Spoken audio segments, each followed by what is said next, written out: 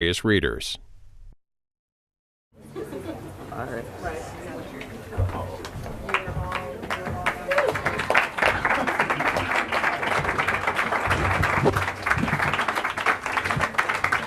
Hi. Thank you all for joining us tonight. I'm going to let everyone get settled for a second here. Thank you all for joining us tonight for this special event, What Shapes Us, Darnell Moore in conversation with Kai M. Green, Marlon Peterson, and Michael Denzel Smith. Ask the booksellers who handpick books and authors who handpick the books and authors we feature in our Discover Great New Writers program, and they'll tell you the truth about Darnell Moore's beautiful and deeply honest memoir, No Ashes in the Fire. It made us cry, they'll say, and more than once, on public transportation. No, really. Darnell holds nothing back and spares no one, including himself, and the result is a heartbreaking and powerful story of self-discovery and survival, courage and hope, healing and forgiveness, love and action. We're still talking and thinking about No Ashes in the Fire months and months after we selected it for inclusion in the Discover program, which is now in its 28th year. Joining Darnell on stage tonight are Kai M. Green, a shape-shifting black queer feminist nerd and Afro-future freedom-dreaming, rhyme-slinging dragon slayer in search of a new world. I'm not done yet. A scholar, poet, facilitator, filmmaker, and an assistant professor of women's, gender, and sexuality studies at Williams College. Dr. Green is a proud member of Black Youth Project 100 and sits on the Healing and Safety Council. Marlon Peterson, writer and activist and host of the Decarcerated podcast. His TED Talk, Am I Not Human? A Call for Criminal Justice Reform, has amassed over 1.1 million views, and we can add to that after we leave here tonight. And Michael Denzel Smith, author of Invisible Man, Got the Whole World Watching, a national bestseller that was also a Discover Great New Writers pick. Michael is a Nobler Fellow at the Nation Institute. You have seen his byline in countless magazines and newspapers. You have seen him on television and heard him on the radio, and he is here tonight. Please join us in welcoming Darnell Moore, Kai M. Green, Marlon Peterson, and Michael Denzel Smith to the stage at Barnes & Noble.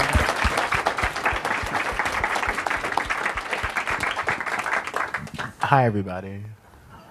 This is really sweet to come home after traveling across the country, but to be back in New York and see all of you is really remarkable. And I'm so happy to be joined by Kai and Marlon and Michael. In so many ways, this is a reunion.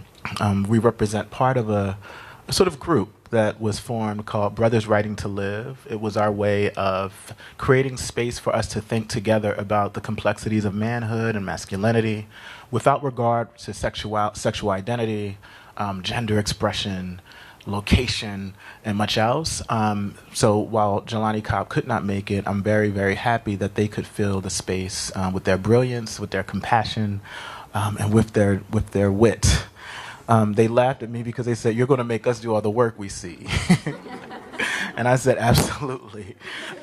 So with that in mind, I asked it's sort of a two-part conversation, and we're going to open up the floor so that we can be in dialogue with you. But the first thing I asked them to do is to recount a part of the book that either sort of resonated with them or illuminated some aspect of their own journey on becoming through the sort of route through boyhood and manhood that spoke to them. So they'll each take a few minutes to do that.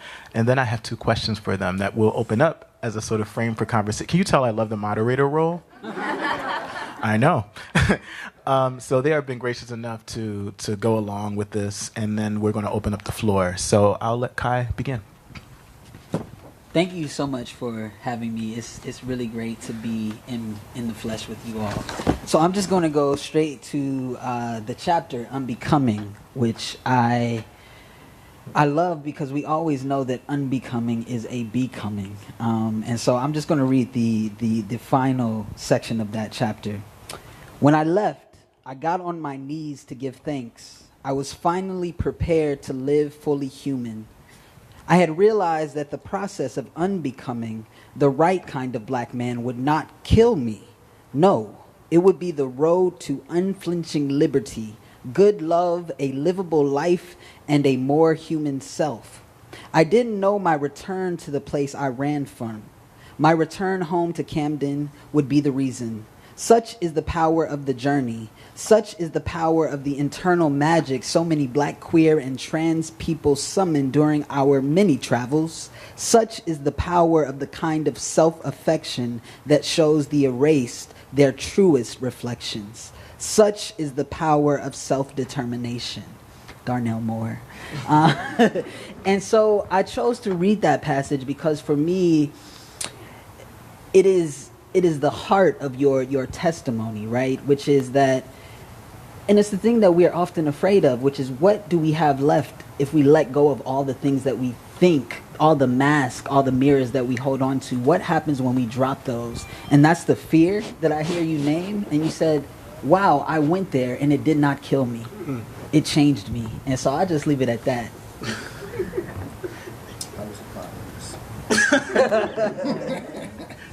Do it short and sweet. I'm up to bat. Yes. Darnell, thanks for having me here. As always, I appreciate how you are always willing to uplift while you're uplifting yourself. So I appreciate that. So there's a paragraph that there's several things that are resonating with me, and then I thought about in deciding for this particular conversation, thinking about boyhood and growing up as of what would resonate with me, and I'll just read it. It's in the chapter titled Magic, and it's very short, just several questions actually. Why did I have to be the weak boy in the family? With my shuddering eyes and a loose wrist, why was I different? Why was I less rough than Mark and OB? Always in need of a protector, too smart, too much of a geek, too feminine, why me? And I think the reason why that resonated, I think there is there's a sort of like a stereotype that cisgender straight men are a certain way, right? And as a young person growing up, from Brooklyn, and I recall an incident where I felt like I was in the 6th grade, and I was walking to the front of the classroom for whatever reason, and a friend of mine, or a friend at the time, saw me walking. I guess I had like what we considered a slow, kind of lazy gait the way I walked. And he said to me, he made a joke in the class, like, ha ha ha, why are you walking like a faggot? Why are you walking like that? And for me, at that time, I was like, oh, damn, I'm doing something wrong. And for me, it's like I need to like fix this up a little bit. And I think for me, that resonated because it sort of dictated the years after that. The years after that, as growing up and growing into a teenager, as regarding that, there was a certain way I had to perform masculinity and I needed to get approval from around me. And I was in the 6th grade. I was like 9 when that happened. So I barely didn't know I didn't know if I could walk straight at the time. Far less like there was a certain way to walk. So that resonated for me. I think throughout this book, there's so many. For me, we have so many similar experiences. I think that's why we're friends. That stood out in terms of how we were raised and how we adapted and adjusted to the communities that we were in, Camden, Brooklyn, similar spaces in the 80s. So, that's what stood out to me. I'm the one that told Darnell he was trying to get us to do his work for him. So I didn't appreciate it. Because I wanted to hear Darnell talk about his book, But it is a gift that he gave us with this book, and that I hope everyone here, if they haven't read yet, will do so. And I'm not going to read a lot of the book. What I will read is part of one sentence that I think encapsulates a theme that cuts through the entire book. And Darnell writes, I loved more and more the pieces of myself that others despised. And I point to that sentence because as I'm reading the book, Darnell is constantly unpacking the things that made him, that he has been taught are less than. He has been taught are destructive. Has been taught are not welcome in the world. He starts by talking about just the place where he is born and was raised, Camden, New Jersey. This place, right? This hood, this ghetto, filled with black and brown bodies that smells like shit. Sorry, C-SPAN. Can't curse a C-SPAN. But you love this place because it is where you experience those early childhood joys. The running through the streets, the playing with friends, the discovery of self. It's where family is.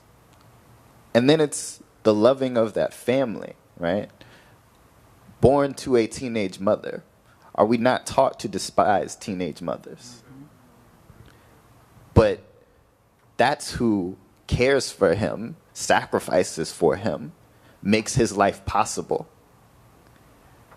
And he extends this even to the father, the partner of his mother at certain points, who is abusive. And Darnell doesn't have to extend that, right? He doesn't need to do that. We could all recognize that the violence that this man visited upon this family is reprehensible, and that we should never uplift this. We should not. This is something that we're trying to eradicate from our communities. But Darnell is saying that's still a human being, and he's wondering out loud for us too to say what brought him to that space. And if you read the book, and Darnell's talked about this, and father died in while Darnell was writing this book, and did not get the chance to ask those questions of him. And he still makes space for that. And then there's obviously what drives a lot of the book is Darnell in search of, or the search of love for self in a black male queer body, and the ways in which the world tries to stamp that out. And he loves in spite of it. Learns to love himself in spite of everything that's tried to destroy him. And not just learn to love himself, love the parts of himself that the world has tried to get rid of, that the world has tried to tell him are undesirable. And I so envied that. I envied that process. I envied that conclusion. And I'm not saying that that's simply where we have landed. It is always a process, but that I wish that I were more capable of doing those things and finding that peace within myself to love the parts that I think the world would find objectionable. But then I also, and this is the sort of tug of war in myself, or I think that's the term my therapist used today.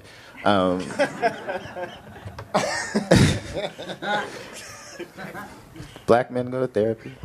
Tomorrow. I just started, a few months ago. It's cool. This is a space where we got to talk about that. Anyway, but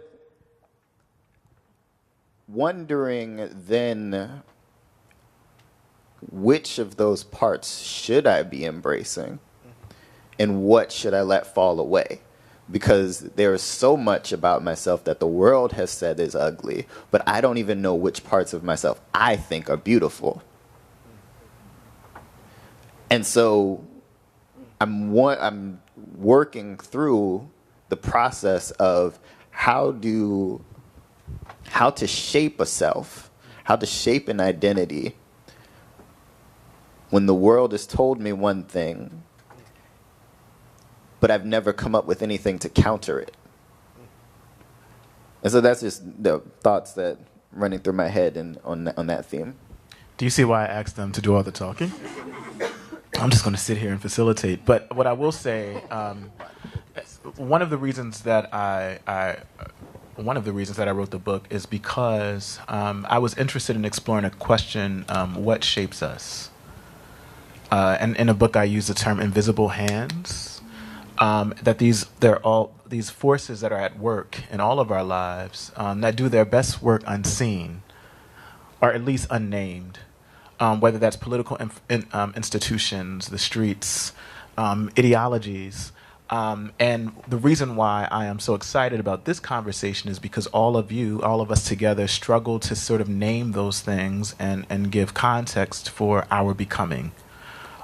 People don't just end up as toxic men just because they're born that way. My dad did not just end up as a 15-year-old black boy who loved and harmed his partner because he just happened to be a damaged boy because he somehow happened to be black growing up in the hood. There was a world that shaped him. Someone taught him what he knew, for good or bad, about manhood and boyhood. Someone gave him some very harmful messages about what it meant to love and how to show love or to withhold love or what power meant. And that was the sort of forces that shaped his becoming into the father that he became.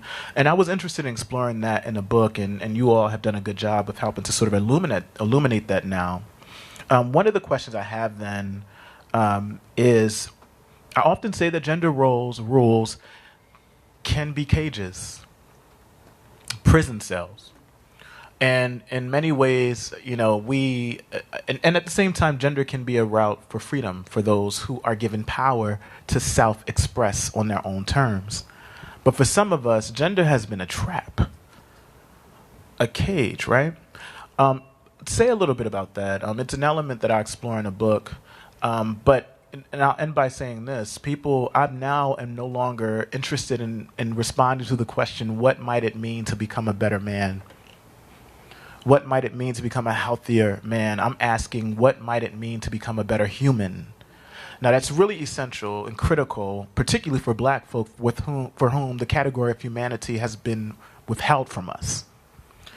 But I'm not interested in being a better man, particularly when manhood has been so restrictive in terms of how folk imagine it being lived out, that I'm now thinking about what it might mean for me to be a better human. So I wonder if you all can sort of respond to that. Gender rules are not always a cage, yeah?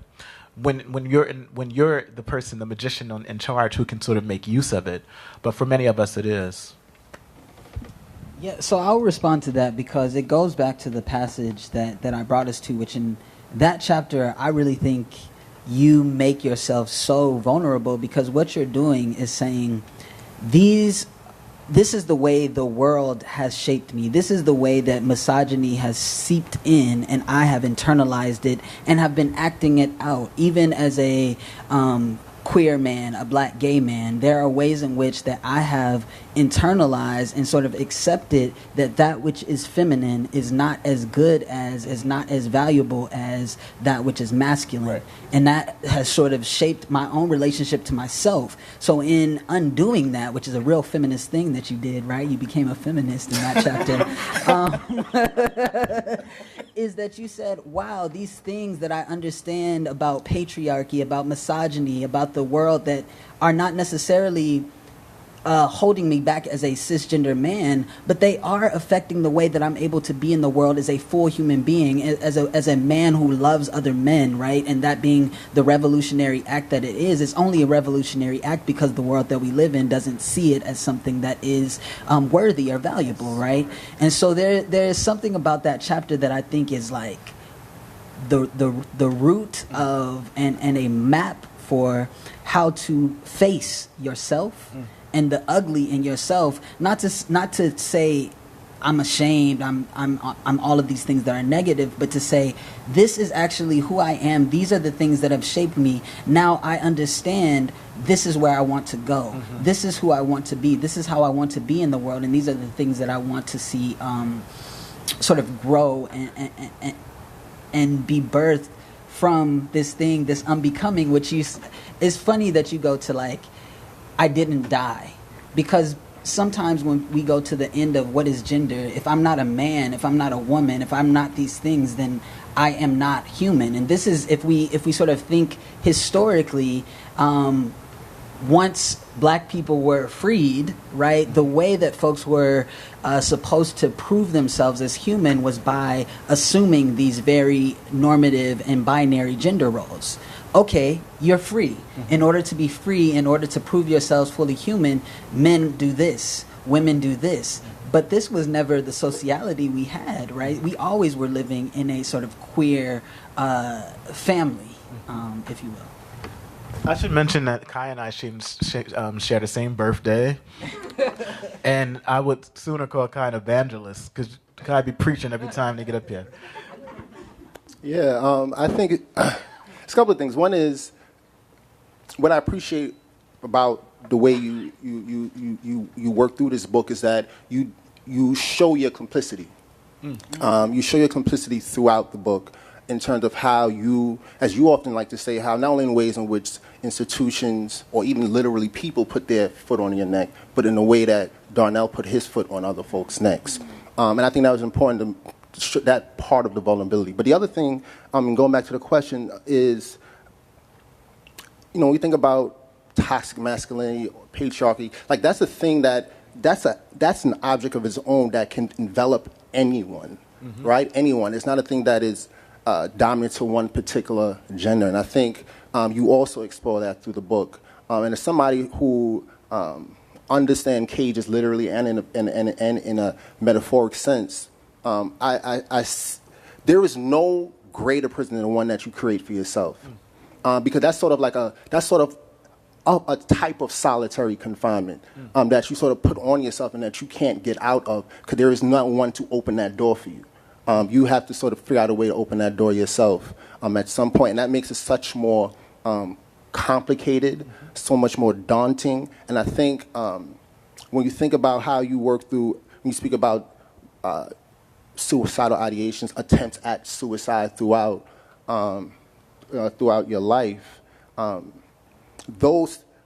think those are representations, those are illustrations of how, like, those cages, how you were trying to fight your way out of a cage, and because it was such a solitary sort of experience that you thought the only way to get out of it is by literally getting out of it, getting out of life. And as you say, you didn't really wish that you didn't live, but you wanted to die, and that you were in that sort of that murky space, which is literally trying to figure out how to maintain a level of sanity.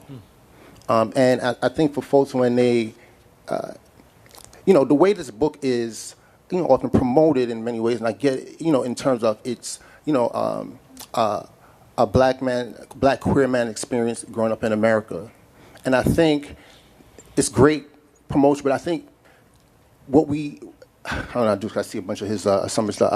I see in the front, I see like the publishers and the editors, and they're like, "What you about to say, Marlon?" But you can talk to the PR team. No, I think it doesn't speak volumes and full how your experience is a human experience. Period. As you mentioned, it's literally a human experience, whether no matter how you self-identify, and particularly around this question of cages, because we are all walking around in varying levels of cages. And as I said before, like understanding what it's like to be in physical ones and metaphorical ones. The metaphorical cages or the cages to me are much more excruciating. And I appreciate how you work through that in this book. And particularly, as I said at the outset, is how you have contributed to the cages of other people. And I think it's important to note that. Yes, and it's okay. I heard some amen corners on the side. Y'all can talk back to the people. You can clap, whatever you need to do. I mean, I'm from a black church. You can talk back. Liven this space up a little bit. I grew up in the Kingdom Hall. I didn't go.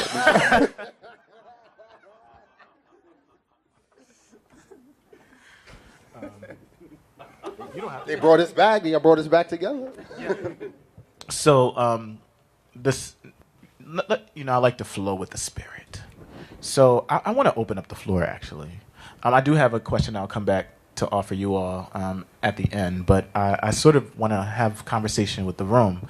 We're talking now, I think it's important to have a conversation about what shapes us, particularly what shapes us through boyhood and manhood as human beings in a Me Too moment. In a moment where we're reckoning with the realities of patriarchy, sexual assault, rape culture, and so much else. And so many times those words that I just named hang us up. I think they sort of foreclose conversations. So I'm really interested in how we might use a book like this to get to the really core of what a lot of these questions are. What does transformation look like in a moment like this? How do we not only end harm first and ensure that people are not harmed by the systems that we're talking about, but what might it take to transform selves and communities such that we can all be in healing and right relationship with one another? That's something I'll throw. Look, you can tell I'm a teacher. I'm sort of leading the audience on into the conversation, but I'm really interested in how we get beyond a sort of route of punishment and retribution. So folks, I do have a Q&A mic. Just raise your hand and I'll come to you. We're starting over here. Hi, Darnell. Hi. Panel. So I want to just real quickly make note that you are between ancient mysteries and lost knowledge in Christian life. Yes. I just want to point that out. And then, two, I want to point out, obviously there are no femme-identified people on your stage or female-identified people. Mm-hmm. And so I just wanted to offer my takeaways from your narrative as a non-binary left of masculine person. For me, these narratives just taught me to just always stay tender, right, and just sit in that. And I think that there's transformation in that vulnerability. So if it's okay, I'd just like to sit in your eyes for like a breath and offer a hug, because in some ways I'm still kind of binary, because I'm a nurturer.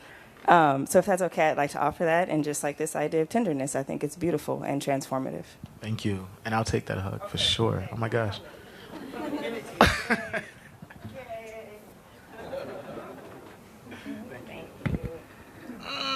Thank you.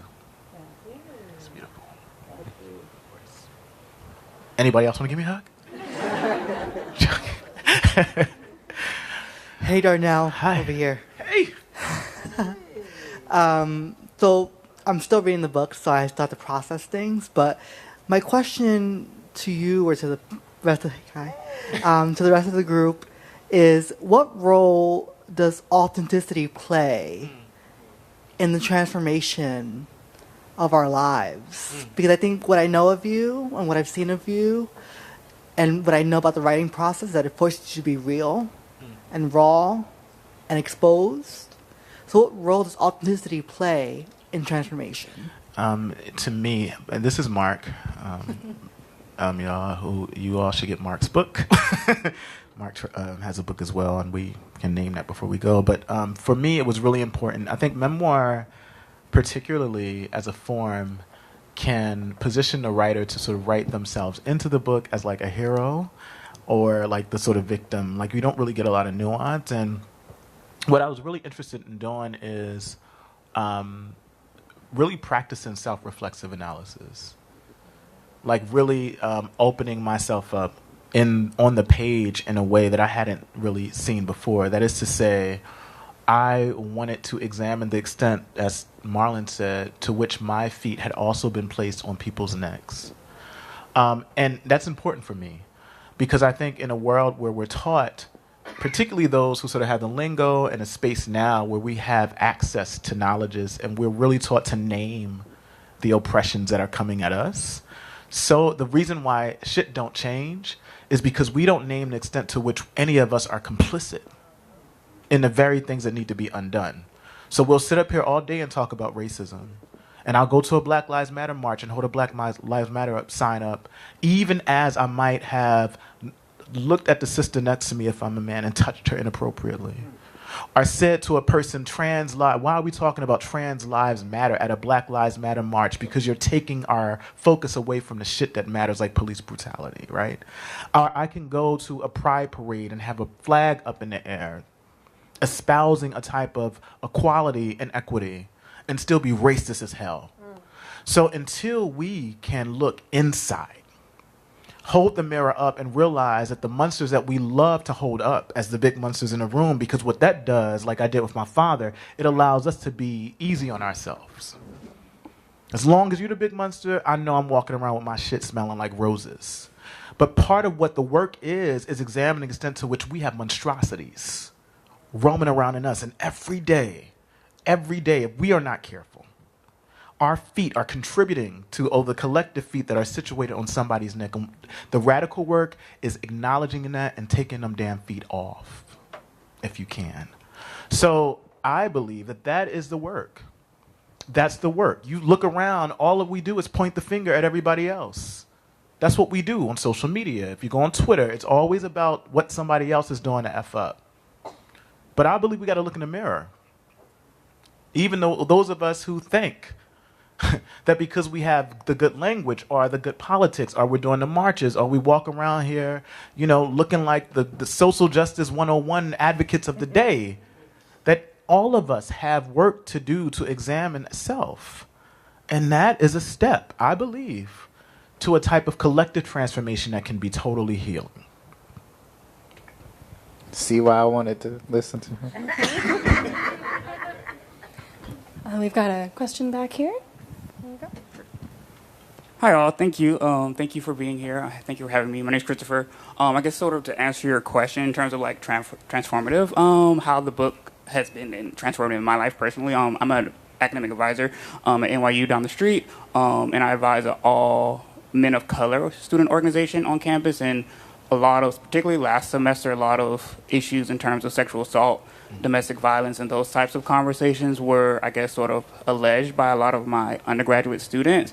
And so, like, books like these, I try to read them pretty often and bring them to my office because I feel the majority of my students, my men of color in particular, like, they've never had these conversations. And I know I didn't have these conversations growing up, and definitely in talking with my father or, like, my parents or, like, men in my family. And I've seen, I would offer, like young men who I've seen from like first year, freshman year, who were arguably extremely misogynistic or patriarchal, like change from first year to their senior year by the time they graduate just by having conversations and dialogue. Because I meet with them once every week on Fridays and individually, and like reading these books, like them reading them and them talking about it has really shaped my life in terms of seeing how a person can change and how a person can learn, especially like with my students, like roughly 17 to 23 years old. So I definitely thank you for this book because a lot of my students have read it in the past month or so over the summer. And I think it's definitely possible to use texts like these to be transformative because I know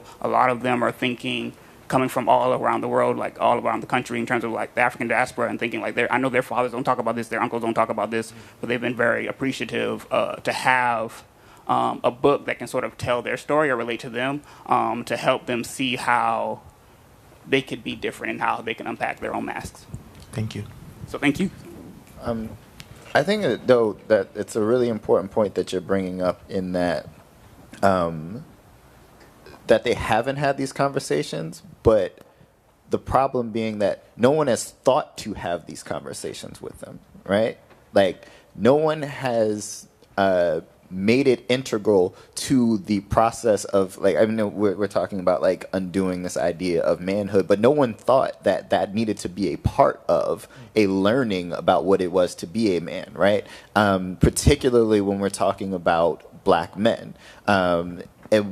Because so much of the focus being on the survival of white supremacy, right? Like the idea that of black men as targets of that system, of that ideology, that the response also is the response to that survival need has also found itself in a romanticizing of masculine traits that we believe could be useful in fighting back. So the sense of domination and coercion and violence of masculinity is to be used as a weapon against white supremacy. And so we don't have the conversations with black men about the ways in which those things are destructive and corrosive, not just for self, but the community around them, and that adhering to those terms of masculinity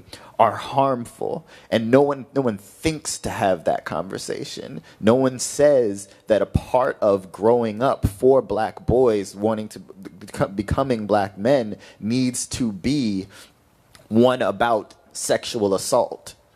No one says that's a part of that conversation, and I think that's really a shift in mentality and a shift in consciousness. That if we did away with this, as you put it, a cage of masculinity, that we open ourselves up to what is needed to be a full human being in community with other human beings trying to live and prosper, instead of a way in which we can all get ours and use the system as it exists.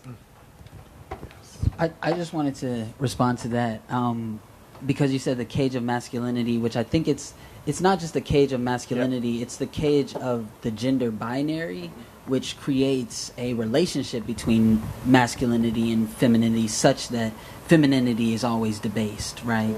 And so there's something.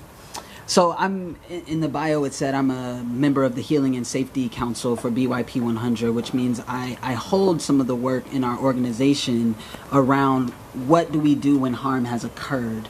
And primarily a lot of the work I do is around toxic masculinity and working with mostly cisgender men and having circles, which we call Are You Okay, Bro? Circles. And the first one that we had in Chicago, it was myself, I am a black trans man, and all black cis men, and the first thing we did was just sort of talk about what it meant to be in the room together. And I will say that probably 80% of that room had said, this is the first time that I am talking about how I feel, the weight of doing this work in the world with other black men. Right? What that means is that some black woman or some femme person has been holding that emotional thing that this person has been carrying because we have not taught ourselves how to hold and carry one another. So I also wanted to name we are doing that work now, right? So it's not we have to name it and honor that this is the work. This is the work of black feminism manifesting itself, right? We are being different kinds of men, and I just want us to continue to acknowledge and affirm that it's not what we need to do, it's what we're doing and what we're talking about, the process as it is occurring, and as it occurs we make mistakes, right? But we continue to say I'm going through with this process, I'm moving on, I'm pushing on. Yes, I love this. Any other yes, how you doing? I think the question has been answered multiple different times, and I agree that like the most important part of transforming is self-examination. And as you said, you grew up in a black church, so like when you take communion, you have you have to examine yourself, and I think that's an important part of just living in life. Like you have to know your flaws, but I think Michael pointed out an important part of that is when you're told that these parts of you are not okay and are not accepted, it's like, how do you find what is, and like even what you accept in yourself, and like be confident in bringing that out. And so my question for you is, like, in reading your book, like I feel like every chapter, like I felt like if I was to write, like it would have been the hardest chapter. And every chapter that I finished, welcome to my world. And so it's like, I guess my question is, how do you get to the point of being so comfortable to be that vulnerable and to like really put yourself on display, and like, because it's so difficult, especially like growing up in a black church, and like with the like because I myself like struggle with the my sexuality, and like the fact that like it's like frowned upon. And when like you even said it in the book, when like you feel good in service until a preacher talks about homosexuality, and like that's always the moment when I like turn off. And like, so how do you like face your relationship with God and like separating that from the relationship with like the Christian church, because they are two completely different things. Well, what time is it? Let's see. Ancient mysteries. I will tell you this, that it took a lot of work. It takes a lot of work. That healing isn't like a destination we arrive to and somehow just chill there. It's a constant a journey. It took me many, many years to learn and to be socialized to hate myself. The color of my skin, the shape of my nose, the size of my lips, my quirkiness, the magic that I would come to name as magic that I once thought was poison, which was my queerness.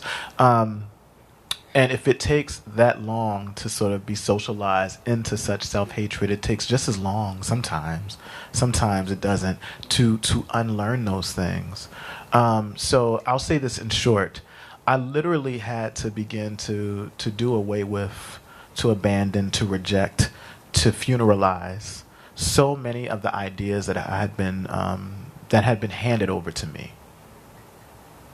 I give you an example of that, and it's sort of a funny story. I have a friend I grew up in I was a Pentecostal, like, I mean, a real Pentecostal. Like the type of church where like women could not wear nail polish, they had to cover their head with doilies.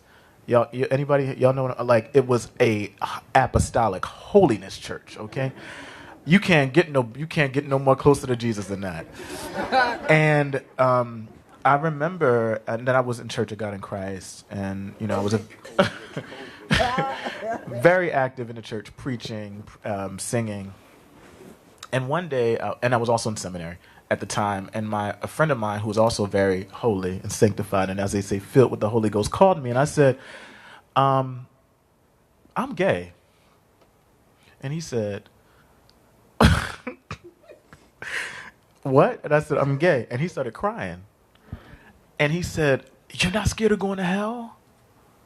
And I laughed because, at the time, by this point, I'm in seminary, and when you go to seminary, you automatically are assumed to be a heathen anyway. So I was like, I'm already going to hell, so like, it's all good.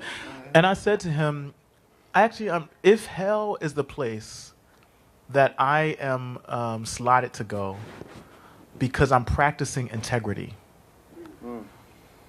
because I'm able to look in the mirror and be honest about the reflection I see back, and because we serve a God that's too small to handle that, even while that God is supposed to be expansive, hell is where I want to go. Pass it around right now. Pass it around. And I said that to him, and I said, you can go to heaven with the liars, the people who are going to look the God that's supposed to be their creator in the face and tell lies. Because that's not where I want to be. And it was a moment in which my theology just totally converted. The God image that had been given to me had been buried. And I had to create and be with the God that I knew to be true and expansive and truly agapic. That said, so like it was moments like that. It's my mom sitting in front of me and saying, if they can't love you and accept you, you don't need to be a part of it. My mama said that. And I took that shit to heart. The church, anybody's God figure, any community, if you don't love me, I am not going to be in community with you. Because at the end of the day, we got to love us. You got to love you. And by loving you, you're actually loving the God in you. And you're representing the love for so many other people around you too, but all of that took time. It took time, and I can't even act as if it wasn't a fearful walk and that I did not have my hangups, because I did. When I said that, I was like, I might really be going to hell, but then I was like, I'm gonna party my ass off. See what I'm saying? So I like to just sort of elaborate on that too. I think Darnell does party his ass off. I can. Anyhow, that's not this conversation. That is this conversation. That's this conversation. No, we're not doing a dance, Kai. It's about doing the shiggy. Nah. But I want to sort of kind of underscore some of what Darnell mentioned and sort of add to it. Because Mark mentioned the question about authenticity. When we at that place of wanting, when we realize that it's important for our survival to be authentic with ourselves, that can become that's a very difficult process, because now when I am coming to the understanding of like how I'm putting my foot on other folks' necks, that's now a weight where guilt can come on and other things like that. And if you are not in community with people that genuinely love you when you're going through that process, so many other negative things can come alongside that can compound that process of authenticity. So kind of going back to, if folks aren't genuinely loving you for the process you're going through, for who you're growing into, who you're evolving into, who you're now beginning to accept of yourself, they can only hurt that process. They can only hurt that process. That process it's a difficult process. When you realize what the ways in which you've been complicit in harming other folks in different ways. I mean, you need support to go through that process. So, we made a joke earlier about, Mike, when you said going to a therapist. I mean, whatever your node of healing is. I mean, I got my appointment tomorrow at 10 a.m.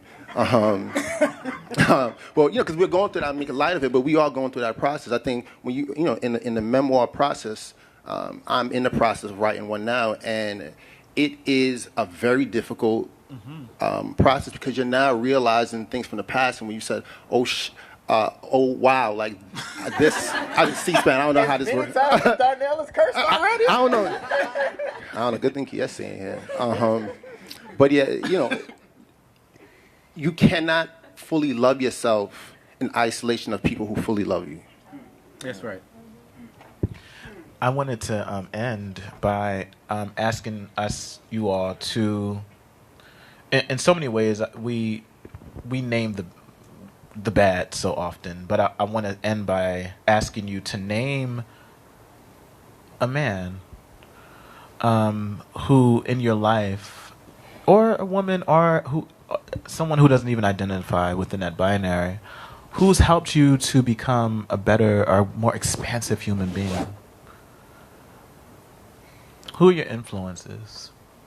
Let's give them some love and some dap. Darnell Moore. And I think that I can speak for all three of us when I say that. And I'm not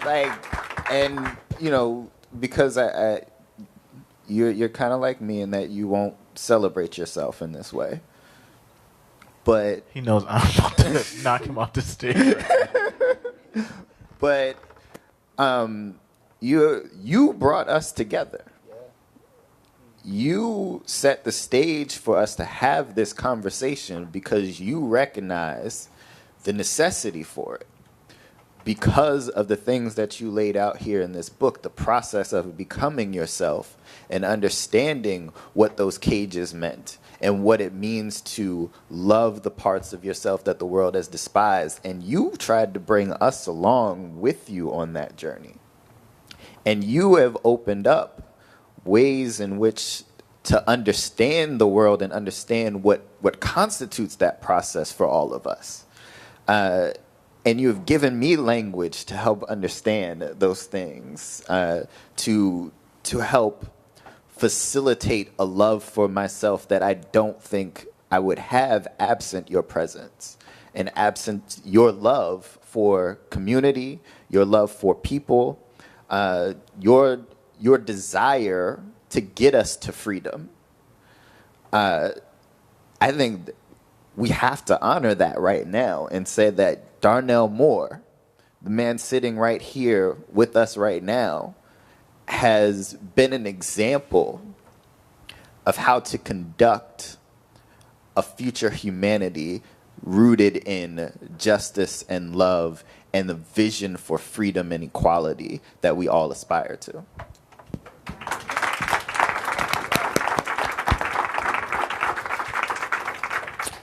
Well, of course, I'm going to second that. No question. As Michael mentioned, you brought us together several years ago. I'm going to give a shout out to Hashim back there as well, Hashim Pipkin as well, part of the team, and other folks on the KSA and Wade. And Squad. Nahel. And we had not known that much about each other at that point in time, right? And you still figured out it's important for us to convene as writers, men looking at masculinity who are trying to learn more about ourselves, to accept parts of ourselves. And you just said, let's get together and let's just start writing through this, and writing to live. And that's why I birthed that. But also, to say that there's one person that I would see as an example is, I think that's would be antithetical to this conversation. Because there's many different representations of people and persons who I've looked to, because we're all imperfect, right? So we're all trying to figure it out. To say it's one person, that's saying that one person got it all together, and that's not true. So there's different folks, and the reason why we're in a place now, I'm going to raise you up too. Well, Darnell, is that in this piece of art, you, for me, and other things you've written in the past and articulated in various spaces you've spoken, have been able to give me a sense of how to work within those lines of interpersonal harm and state harm. In this book, it is so, and I think that's a through line throughout this book as well. You speak about, when the two young men, when they harmed you, when they set you on, or attempted to set you on fire, throughout different parts of the book, different stages, you're kind of like letting us know with your father, and how he harmed your family. Throughout the book, you're not letting anybody off the hook, but you're also giving context to what they've done, and giving layers to it. And ultimately, like, this book is about seeing humanity. I mean, it's about seeing it and working through it and trying to figure out a way to, as I like to say, to like really fully experience our full capacity to be humans throughout that book, despite all the messiness that's in there. And I appreciate that, because that requires a lot of, not only a lot of introspection, authenticity, honesty, but also of being able to expose, in many ways, the worst of you. And that is not something that, Michael alluded to earlier, but that's not something that's not easy to do, man. It's not easy to expose the worst of you, because, judgment comes behind that as well. Because everyone isn't that where you're at. So I really appreciate that vulnerability. I think that's an example of the process that we all should be going through. I appreciate you sharing your process with us. So I will echo everything that you all said. It's a chapter in Kiss. Yes. So there's this part of the Bible that says, love your neighbor as you love yourself. But what happens if you're not loving yourself right? And you are giving that love to your neighbor? I don't want that love. Get the offering plate and just pass it around right now. What I need you to do is love yourself better first, and then go about loving others, right? And so that is what you have showed us in this book, the process, the really hard process of loving yourself in a world that says you are unlovable. So you are one of the people I would name, that has sort of given me a model for that deep work. And there are two other people that I would like to bring into the space and call into the room.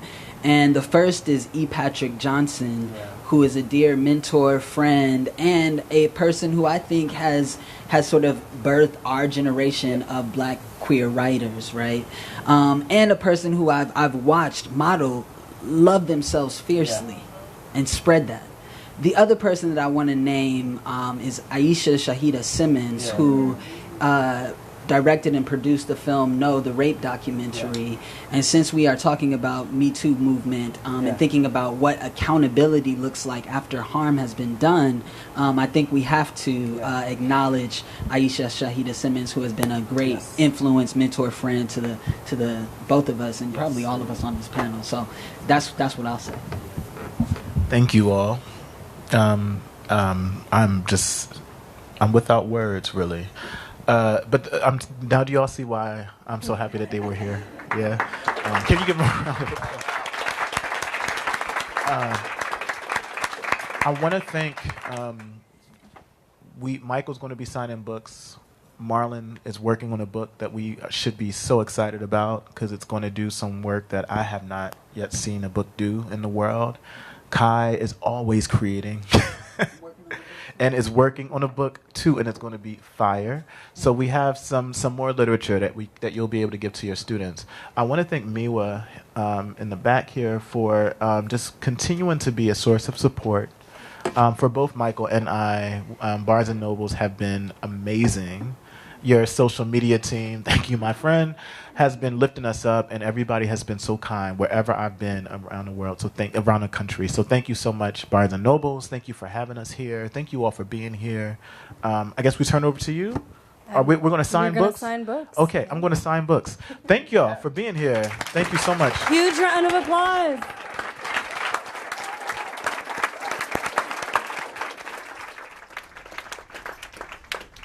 All right, folks, thank you so much again. Just give us a moment to get set up. Grab a copy of the book or books over here if you don't already have one, and then line up along this wall. They are going to be signing right here on stage. Ladies, gentlemen, gentlefolk, have a great evening. Thank you.